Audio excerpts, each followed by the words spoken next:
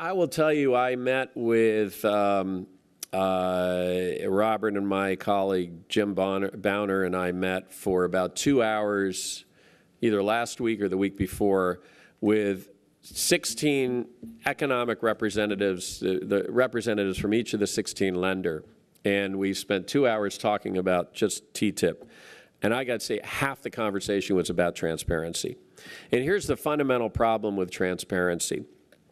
It is pro-TTIP people.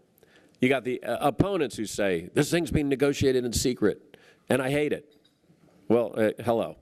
If it's being negotiated in secret, how do you know that you hate it? But in any event, that's what they say. But the pro-TTIP folks say, I have no visibility to what is being negotiated. How on earth can I go out there and, in effect, sell this thing to the public, to my constituents, if I don't know what's in it? That, to me, is a very fair and legitimate conversation. Now, last week, I spent 2 days in Washington, D.C., and part of that was a half-day meeting with Michael Froman, who's actually worked together with me back in the Clinton years, but is our United States trade representative, and a couple of senior people in the State Department, and the lead negotiator on TTIP. And we were talking about messaging on TTIP, and we talked about, this issue in particular, obviously. And the irony is that from the standpoint of the American side, this has been the most transparent trade negotiation in our history.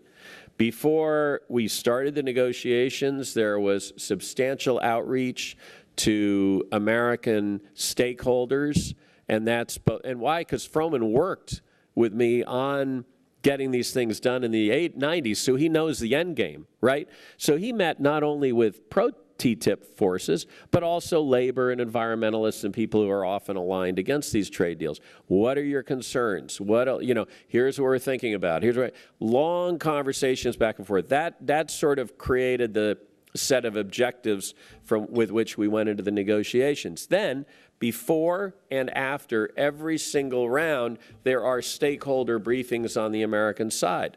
And on top of that, to the extent that a member of the United States Congress wants to see exactly where we are in the negotiations, a representative of the Trade Rep's office will trot on up to Capitol Hill, sit down with them in their office, and literally show them, here's the draft language, here's what our proposal is, here's the European response, so they can sit there and read it. They don't leave it with them because we don't want to risk leaks, but they have much greater visibility. What I hear from Bundestag members, for instance, particularly those who've traveled to the United States, is, heck, we're getting more information from you guys than we are from the EU.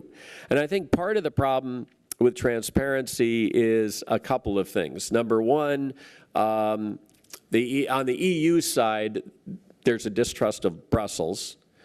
There's obviously a distrust of the United States. We're sitting on the other side of the negotiating table, and plus people are mad at us for a whole bunch of reasons these days. But there's also a distrust of Brussels, so that's sort of a double whammy.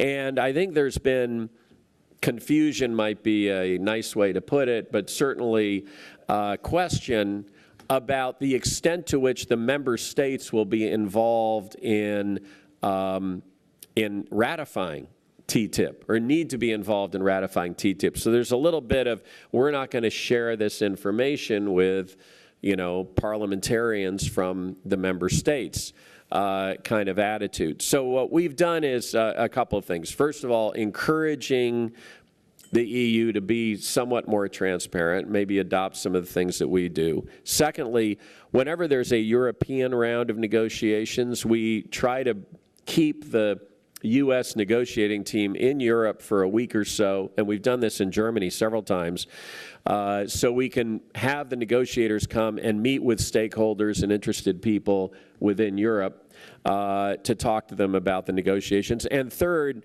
we implored Froman that even on our side, we've got to show a little more visibility. And not, obviously, look, you're never going to have total visibility in a negotiation like this. I think we all know that, once you have people negotiating under the Klieg lights and the television cameras, all they do is perform for the for the general public, and you're not going to get anywhere in the negotiation. But if we can do more in terms of here's what this round is about, here are some of the issues we're addressing.